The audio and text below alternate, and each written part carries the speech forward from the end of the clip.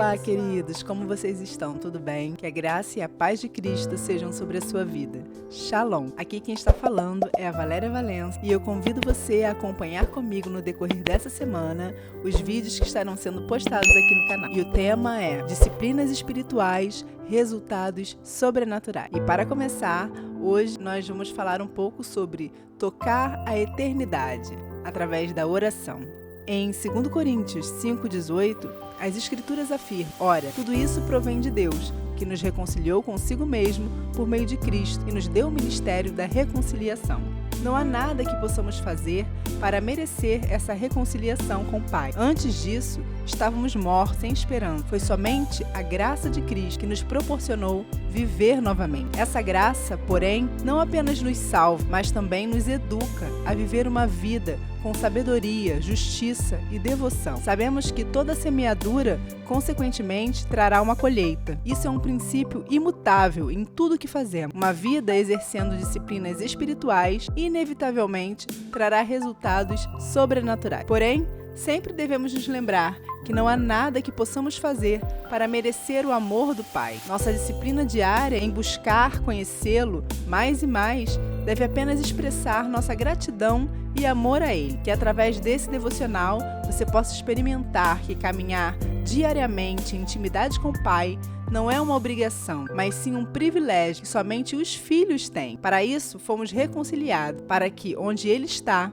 estejamos também. Durante o ministério de Jesus aqui na Terra, seus discípulos o viram realizar muitos milagres e maravilhas. Mas talvez o que mais os assombrava era a intimidade que ele tinha com o Pai quando orava. A Bíblia relata em Lucas, capítulo 1, versículo 1, que um dos seus discípulos pediu: ensina-nos a orar, não a curar, não a pregar, mas a orar, pois quando Jesus orava, era como se tocassem a eternidade. As Escrituras registram por várias vezes que Jesus se retirava para orar. Mas por que Jesus orava tanto se era o Filho de Deus? Justamente porque era o Filho de Deus. Qualquer filho que tenha um pai amoroso desejaria desfrutar o máximo de tempo possível com ele. Pela graça da cruz de Cristo, fomos reconciliados e por meio do novo e vivo caminho, que é Cristo, temos acesso ao Pai novamente. Como afirmam as Escrituras, mas a todos quantos o receberam, deu-lhes o poder de serem feitos filhos de Deus, a saber, os que creem no seu nome. A oração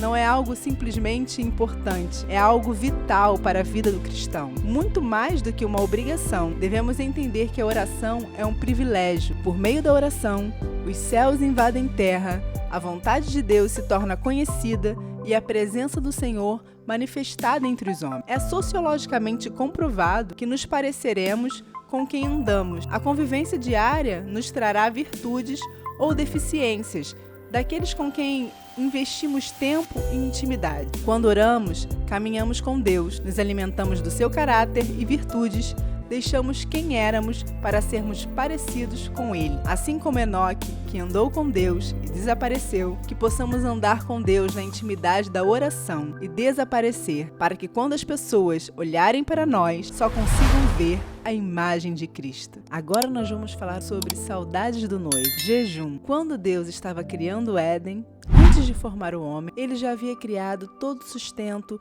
de que o homem precisaria para a sua sobrevivência. Deus não esperou que o homem tivesse a fome para suprir sua necessidade. Ou seja, antes da necessidade, Deus já tinha concebido a provisão. Alimentar-se é a necessidade mais básica do ser humano. Quando jejuamos, estamos dizendo a nós mesmos e ao Senhor Jesus que Ele está acima e é mais importante do que qualquer necessidade, por mais importante que seja. Quando perguntaram para Jesus em Mateus 9, 14 e 15 o porquê de seus discípulos não jejuarem, Jesus fez uma alusão a uma festa de casamento, durante a qual os convidados jejuariam pela momentânea ausência do noivo. O jejum é uma declaração de saudade do noivo e dos céus. É uma disciplina de abrir mão da nossa vontade para ouvir e atender à vontade de Deus. Em João, capítulo 4, Jesus se encontra com uma mulher. Esta lhe traz toda a cidade para ouvir as palavras do Mestre. Os seus discípulos, no entanto, entanto, insistiam para que Jesus parasse o que estava fazendo para comer. Então Jesus, no versículo 4,